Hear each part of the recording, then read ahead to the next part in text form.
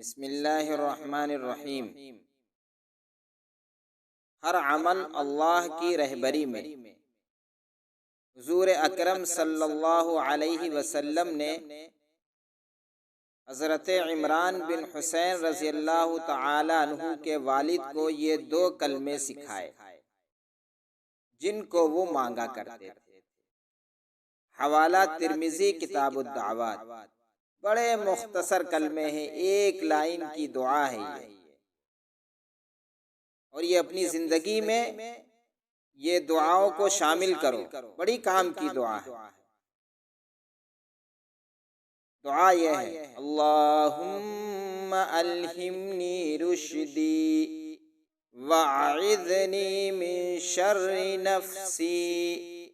ترجمہ: اے اللہ، صحیح اور درست بات میرے دل میں ڈال دیجئے اور میرے نفس کے شر سے میری حفاظت فرمائیے۔ اگر کام کے شروع میں اور درمیان میں یہ دعا پڑھی جائے تو اللہ تعالی کی طرف سے رہبری اور نفس کے شرارتوں سے حفاظت ہوگی۔